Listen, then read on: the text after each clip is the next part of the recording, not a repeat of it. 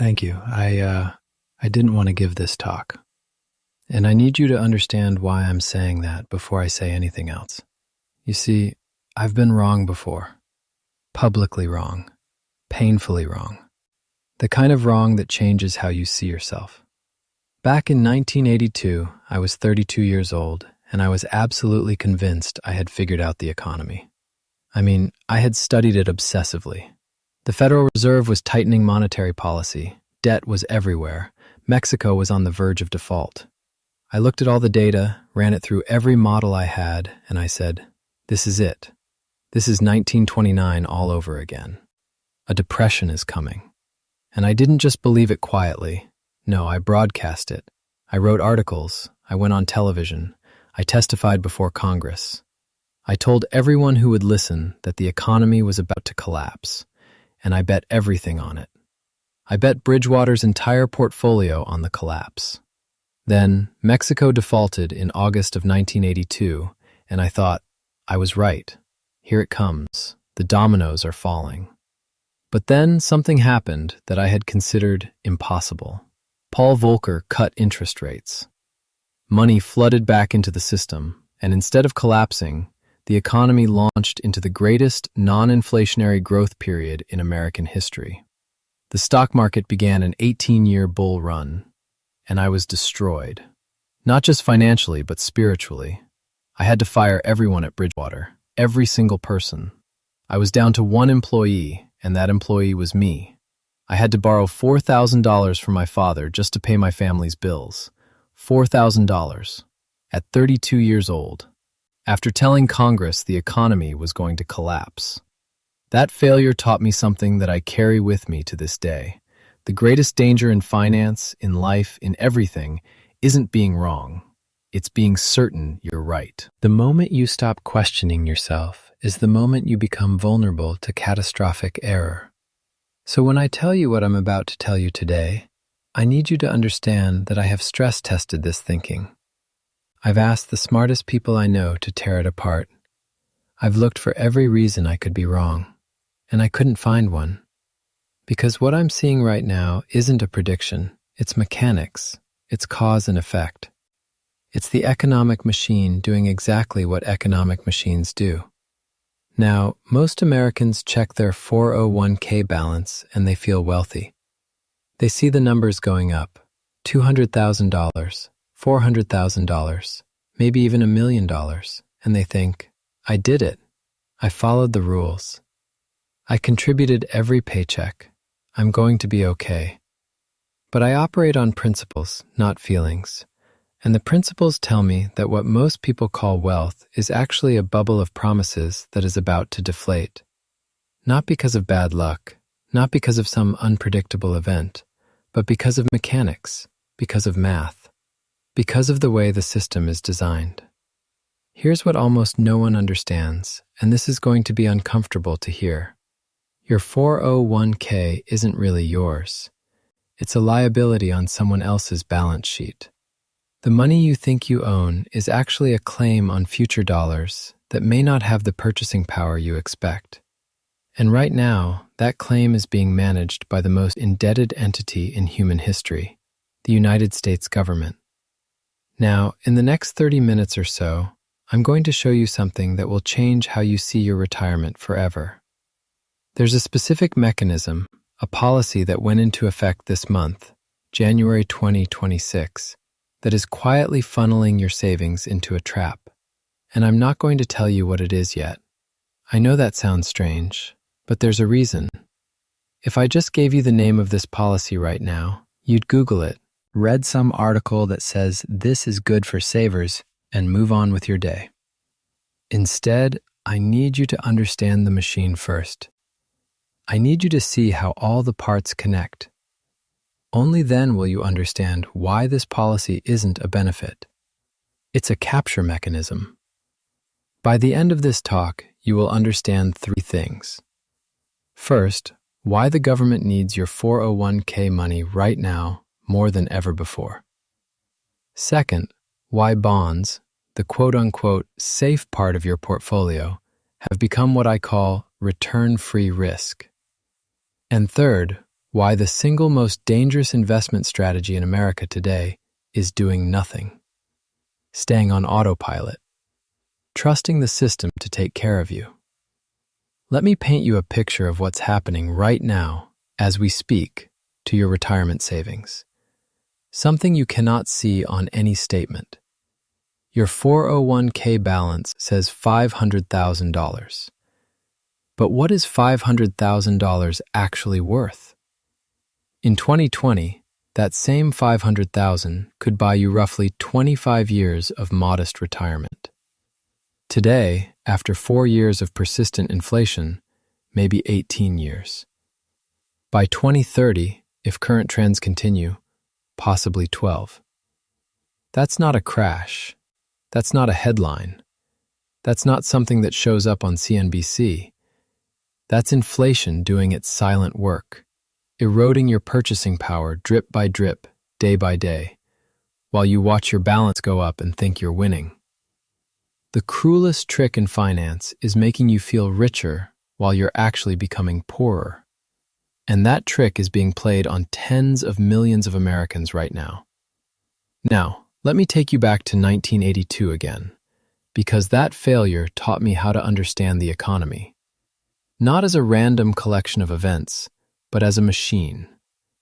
A simple machine made of simple parts that produces complex outcomes. The most important part of that machine is credit. And here's the key insight that most people miss. One person's spending is another person's income. When you buy a coffee, that's income for the barista.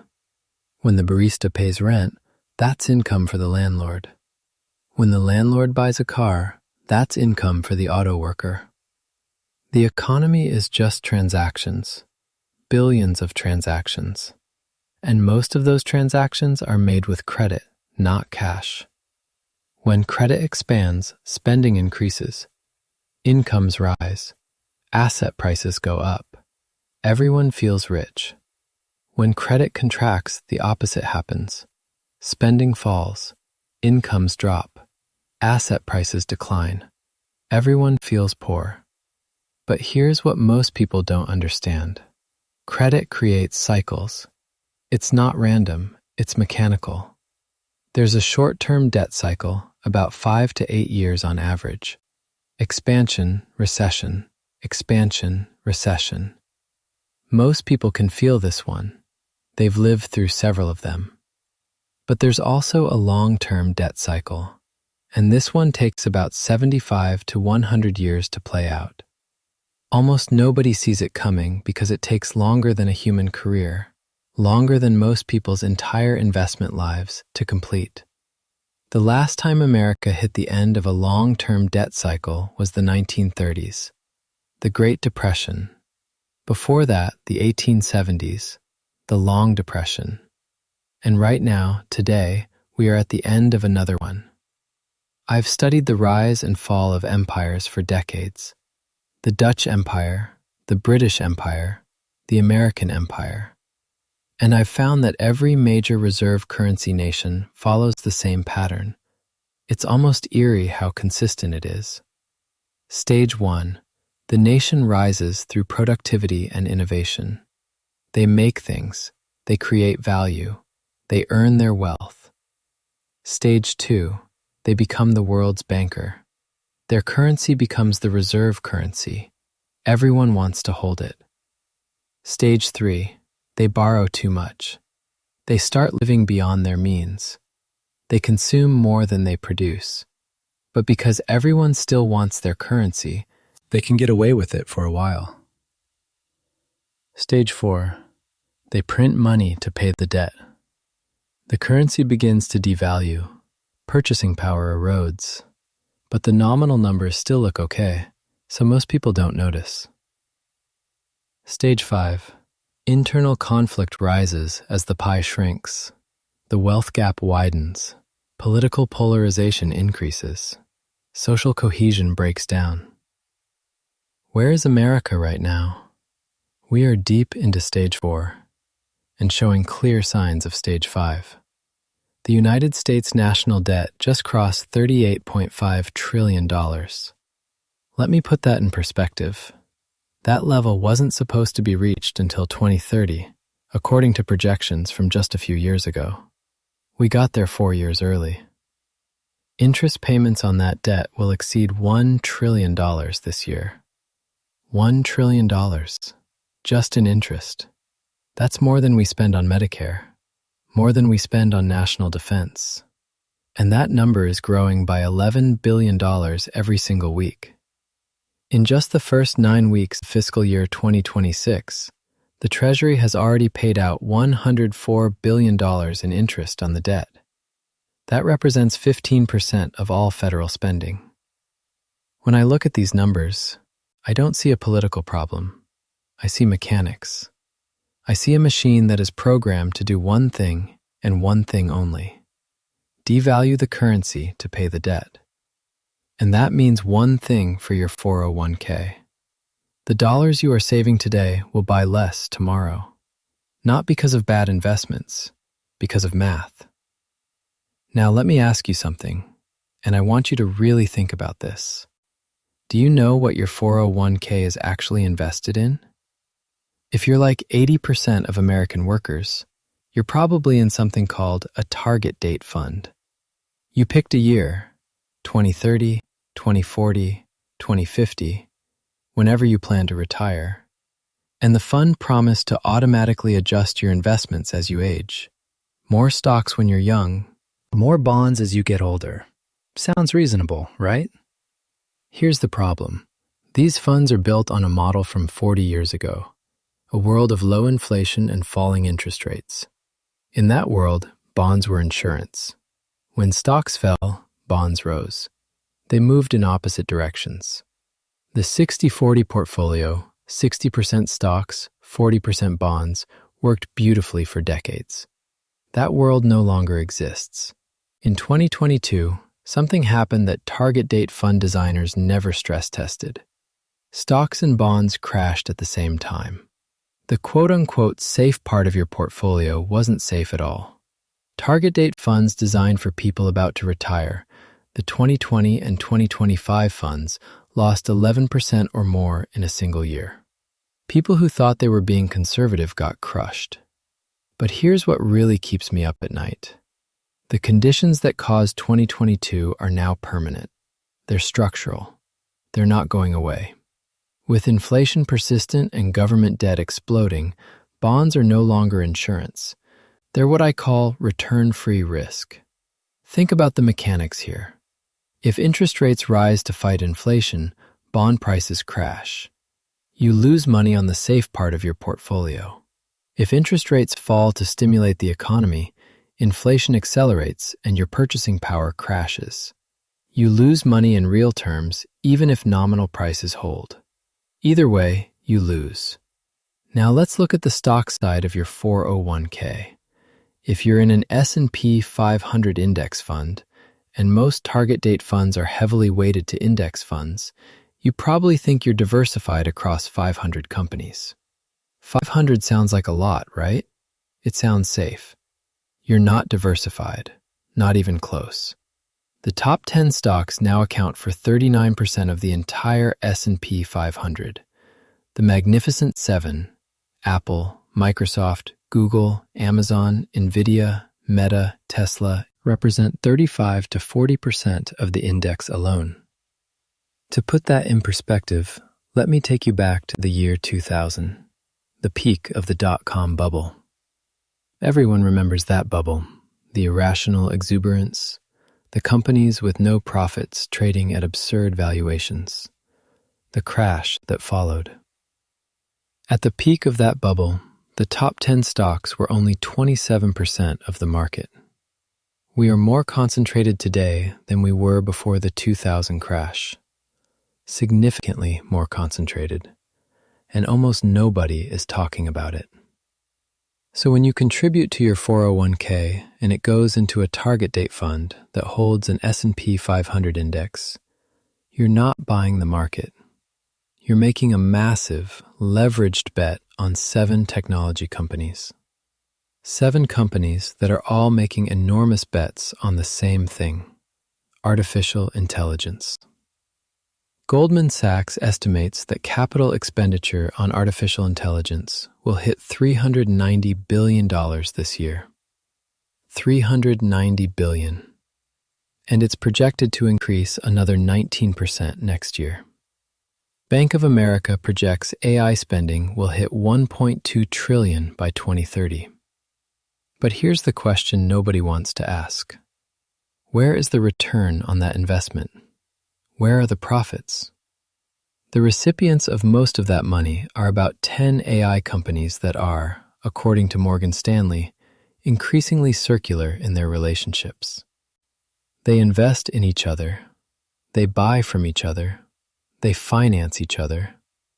The money goes round and round, but the actual revenue being generated by AI applications is far smaller than the capital being deployed.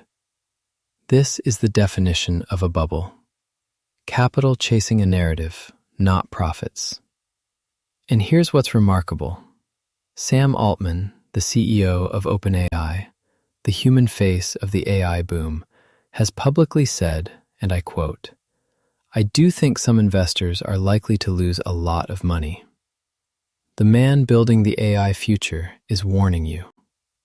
The question is, are you listening? I want you to do something right now. After this video, log into your 401k.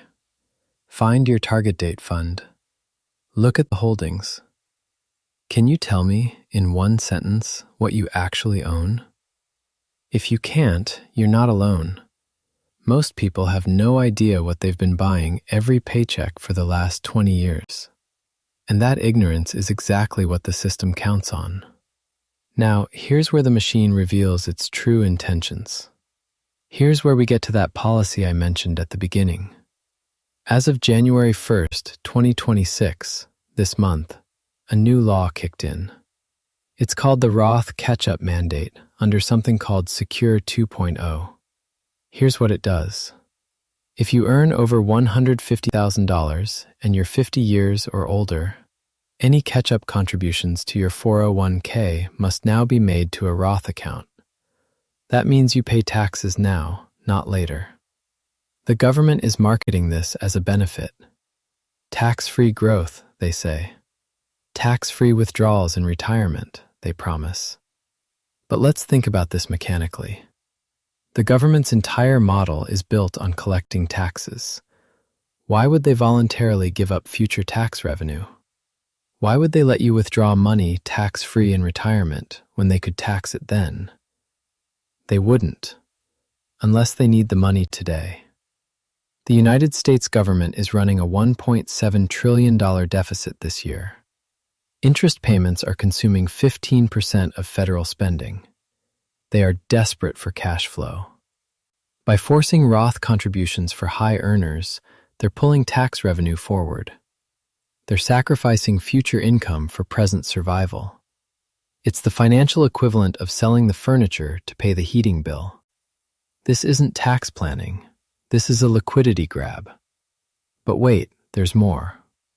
Secure 2.0 also introduced something called the Super Catch-up for workers aged 60 to 63. If you're in that narrow window, you can now contribute an extra $11,250 per year to your 401k. That's 50% more than the standard catch-up contribution. Sounds generous, right? The government wants to help you save more for retirement. How kind of them. Let's decode this mechanically. Who is 60 to 63 years old right now? Peak baby boomers. The generation with the most accumulated wealth in American history. What are they being incentivized to do? Put more liquid cash into retirement accounts. What happens to that cash once it's in a 401k? It goes into target date funds, which buy bonds and index funds. And who desperately needs people to buy bonds right now? The United States Treasury, which must issue approximately $2 trillion in new debt this year alone. Do you see the machine now?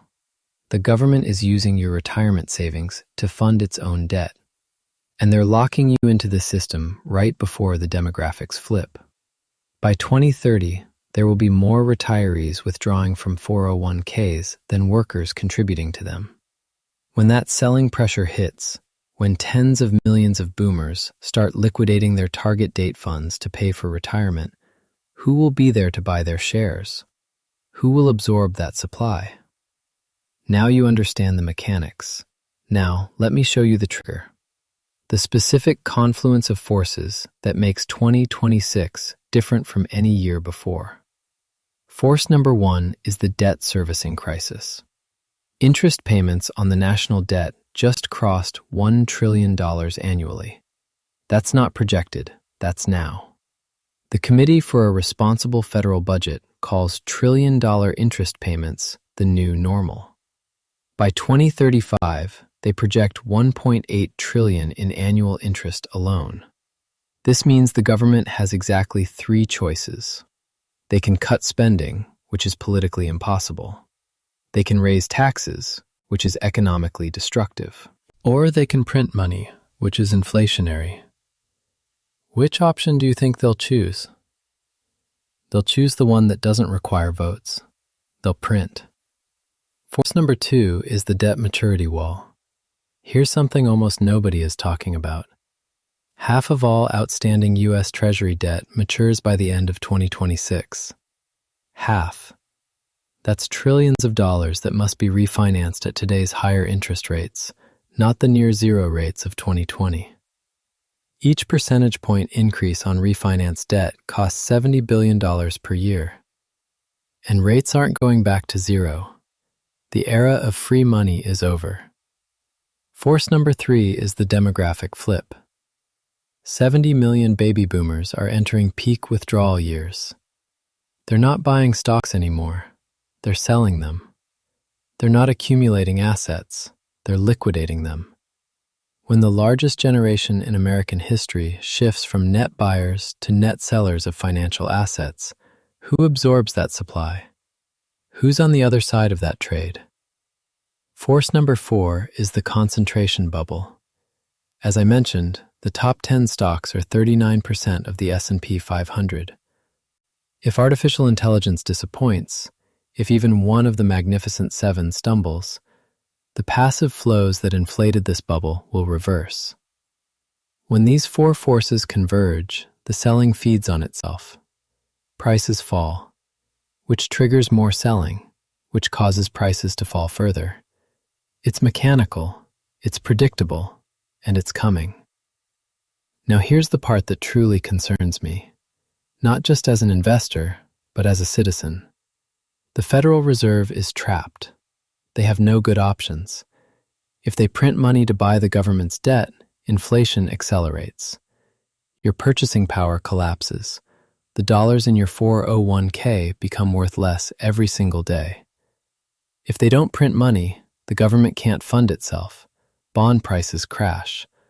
The conservative allocation in your target date fund gets destroyed.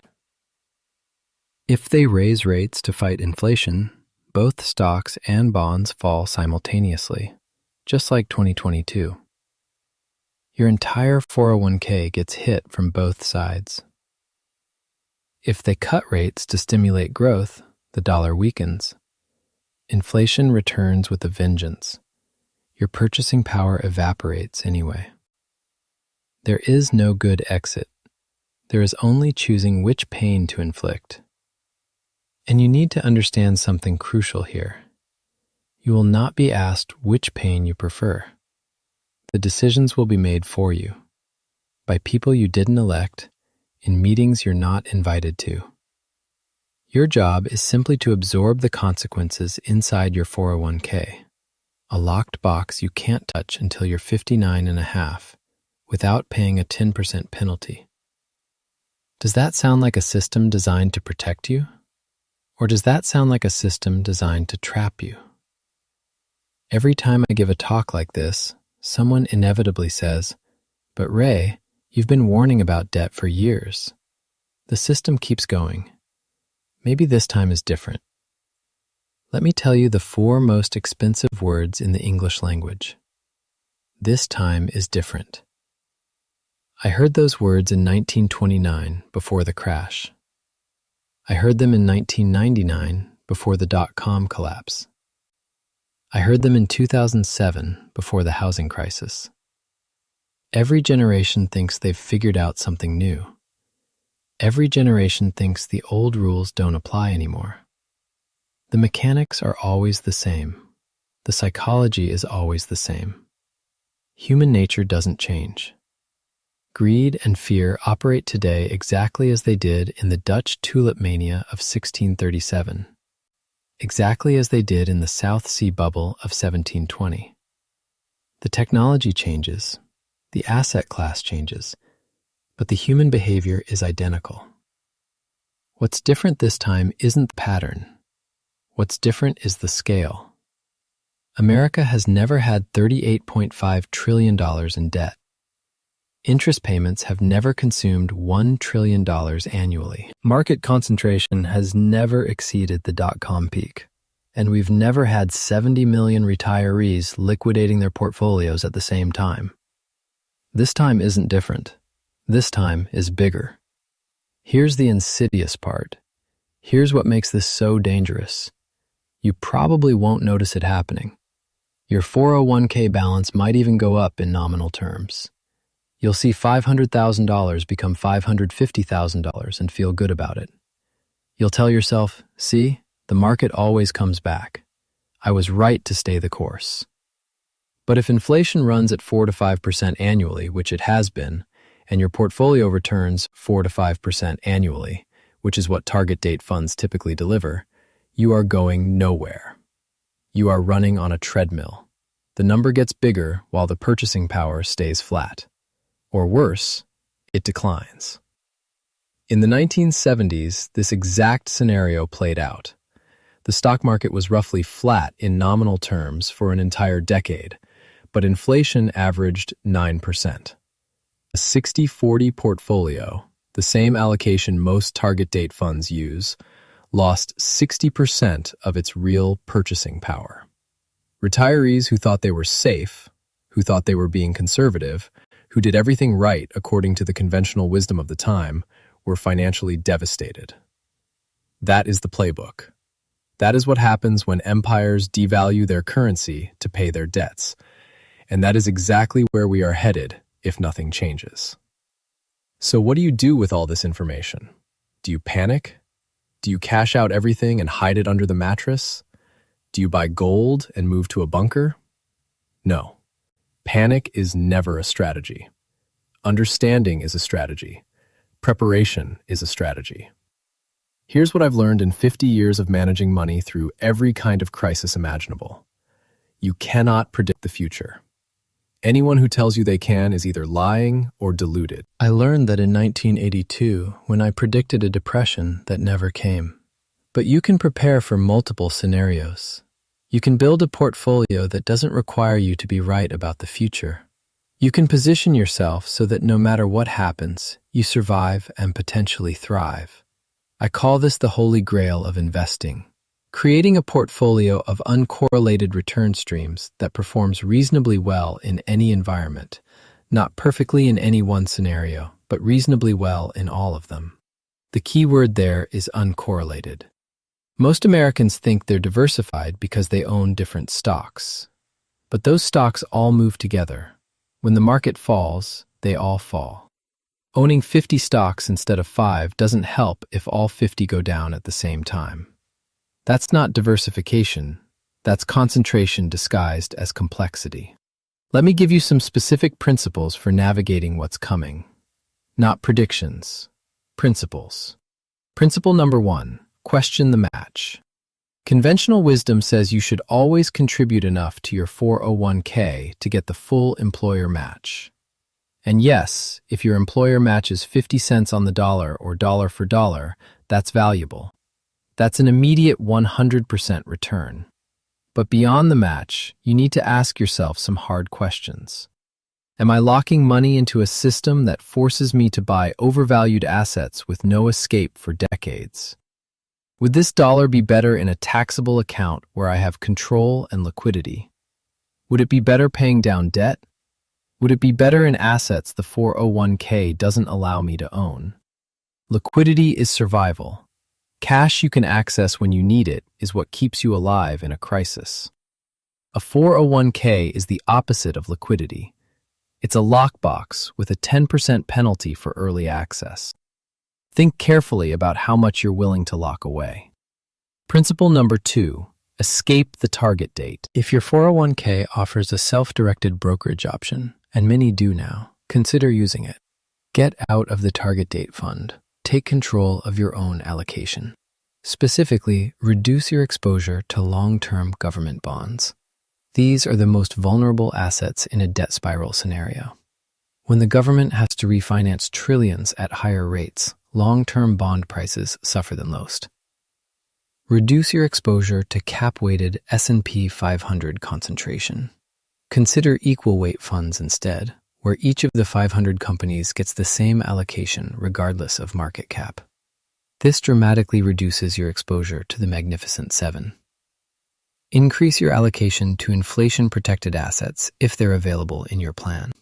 Treasury inflation-protected securities, real estate investment trusts, commodity funds, anything that can adjust with inflation rather than being destroyed by it. Principle number 3, diversify outside the system. Your 401k cannot hold everything you need. By design, it channels you into stocks and bonds. Those are exactly the assets the government and Wall Street need you to buy. Outside your 401k, consider gold and commodities. There's a reason central banks around the world have been accumulating gold at record rates. They don't trust each other's currencies. They know what's coming. Gold has been a store of value for 5,000 years because it can't be printed. Consider real estate, hard assets that can adjust with inflation, property that produces rental income, land that holds intrinsic value regardless of what happens to paper currencies. Consider international diversification. America is 4% of the world's population, but 60% of global stock market capitalization. Betting everything on America isn't diversification. It's a concentrated bet on American exceptionalism continuing forever. That's not a principle, that's a prayer. Principle number 4. Hold cash, but understand its cost. I used to say cash is trash when interest rates were near zero. Today you can earn 4 to 5% in short-term treasury bills. That's meaningful. But here's the paradox. If inflation runs at 4 to 5%, that cash is still losing real value. Cash is not a long-term strategy. It's a tactical tool, a placeholder for better opportunities. Dry powder for when prices fall and real bargains emerge. The key is having enough liquidity to survive a crisis without being forced to sell your long-term investments at the bottom. If you don't have 12 months of living expenses in accessible funds, you're vulnerable. You might be forced to sell your 401k assets at exactly the wrong moment. Before I close, I want to hear from you. What percentage of your retirement is in a target date fund? After hearing this, will you look at it differently? Will you check the holdings? Will you question the default settings that someone else chose for you? Share this with someone you care about, someone over 50 who thinks they're on cruise control to retirement, someone who checks their balance once a year and assumes everything is fine. They deserve to understand what's really happening. Let me leave you with this final thought. The system isn't broken. That's the most important thing to understand. The system is working exactly as designed. It's collecting your money. It's channeling it into government debt and a concentrated stock market. It's locking it away where you can't touch it.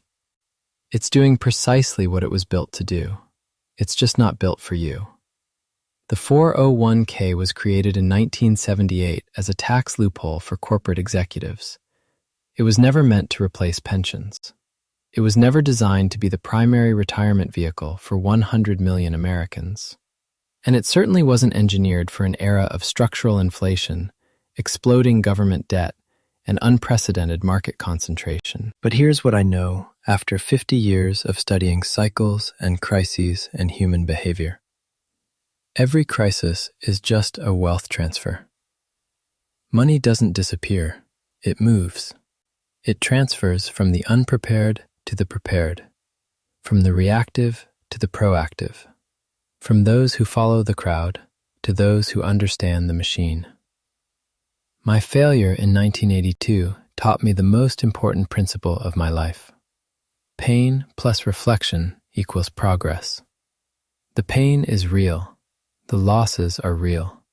But if you reflect on them honestly, if you extract the lessons, you emerge stronger. The pain that's coming for many Americans is going to be real.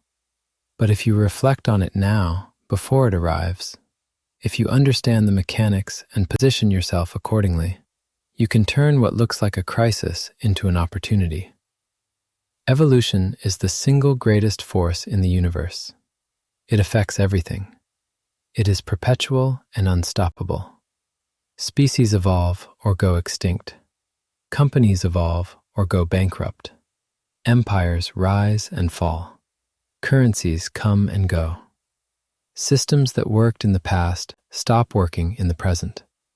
The only question is whether you will evolve with the changing conditions or be swept away by them.